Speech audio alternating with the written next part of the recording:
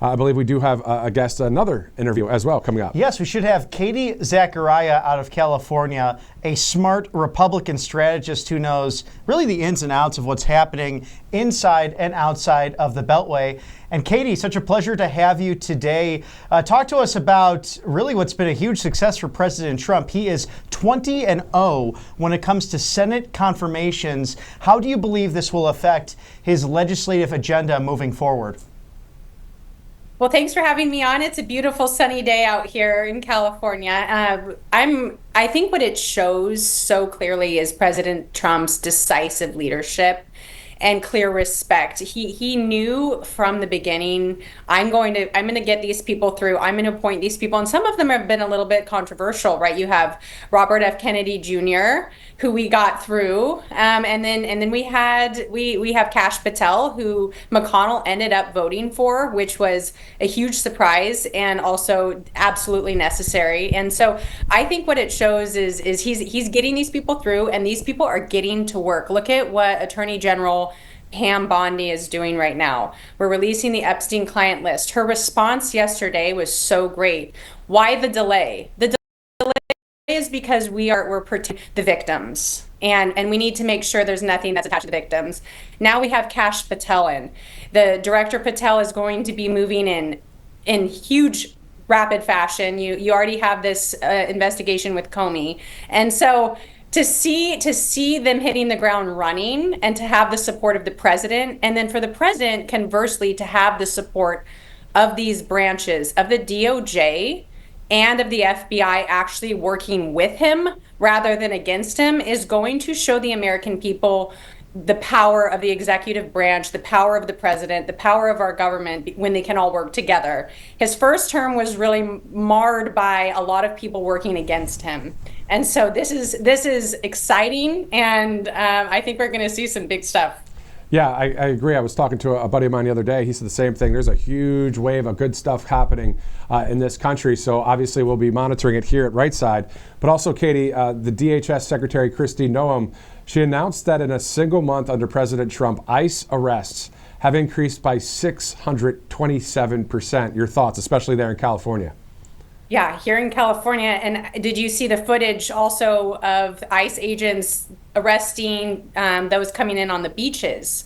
So that's been one of the bigger things that we've been enduring out in Malibu, down in San Diego, all over our beaches. People are coming in on the shore. And so finally we have ICE agents on the shore arresting people coming in from the ocean. And so I also think Homan cited a statistic that we were 200 and maybe 14 border crossings versus 11,000 a day, which is, I think, the lowest it's been since, was it 2017, since President Trump first set out. So DHS is working rapidly. We also have they talked about who was leaking that information in the FBI, who for a lot of these raids that they were going to doing and deportations. And so to see both ICE being empowered and the FBI leaks being smashed and them able to actually get through and do the deportations from the raids is huge. Very exciting. And we have some MAGA populists and Trump-endorsed individuals. You're running for governor in Florida with Byron Donalds. You have Vivek Ramaswamy in Ohio. So we're seeing 2026 around the corner with this momentum continuing to happen in a positive direction. Is there any forecast you see in California who might emerge as one of those leaders to succeed Governor Newsom? Yeah, his podcast, what a waste of time. Have you seen this? Why don't we set up an emergency line? Why don't we set up an emergency line for the people who have lost their homes? And they can call in and tell you what they need rather than a podcast of listening to you talk about nothing. I'm so disgusted and disturbed at it. I think that if we look at the California landscape, if Kamala Harris throws her hat in the race to run, we have Ambassador Rick Grenell had said he might not be able to resist. I think Ambassador Rick Grenell is one of the few MAGA Republicans that could probably carry California, though it would take Kamala Harris throwing her hat in the race and maybe not winning another election that she wants to join. Rick Caruso, who ran for mayor, might be running, but he is a Democrat, so we're not sure kind of what poll he would have. I think he would be better off running as mayor of Los Angeles right now. So we have some big names on the horizon. Chad Bianco has said he might run. He is a sheriff out of Riverside, and we'll see. We'll see what happens. I think it's going to be more clear as we see what Democrats want, where they move, and how those pieces move. And I'm also interested to see if Gavin Newsom decides to run for president. That will be very humorous, actually. Yeah, no, it definitely would be. And I think what we're seeing is a lot of fakery when it comes to even politics anymore, especially those on the left like Harris or Biden or Newsom and on. The people really know this now. And I think this is a secret that they've been trying to hold down.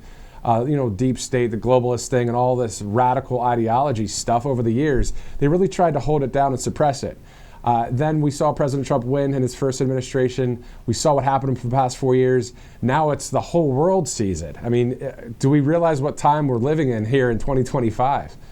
Yeah, and I think President Trump has really shown the people in this, especially the juxtaposition with the Biden administration for the last 4 years, and then President Trump in the first less than 45 days, right? That he is now being transparent to the American public. He's communicating the world. He is talking to world leaders. He's inviting them to the White House.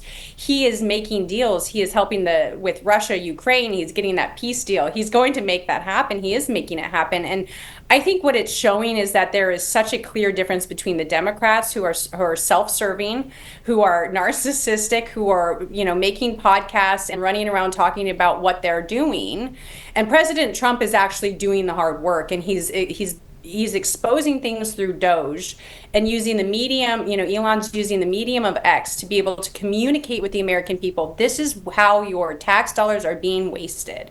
And we are working on behalf of you. The Democrat Party is not making any inroads with the American people, showing that they're working on behalf of them. They are continuing to work on behalf of themselves and enriching themselves. And the juxtaposition couldn't be more clear. And President Trump speaking, he opened the White House tours once again, and the First Lady Melania have opened the White House tours again. And I think that just sends the message that this is, again, the people's house. I work for the people. You are welcome to come to the White House and tour the White House again. I'm going to ensure Congress is working on behalf of you. I'm going to ensure the Senate is working on behalf of you. And I think that more and more people are waking up, especially in California, where their needs are not being met. And they're saying, we need a leader who actually wants to meet our needs, who actually wants to serve the American people. So, and the Californian people who haven't been served in a long time. Promises made, promises kept. That's for sure. Even Governor Newsom thanking President Trump for all of the federal relief for the wildfires just yesterday at a press conference. Katie Zacharia, Republican strategist. Always a joy to have you on the show. Thank you so much, Katie. Have a great day. And we'll see you back at Right Side Broadcasting Network Live in the near future. Thank you so much.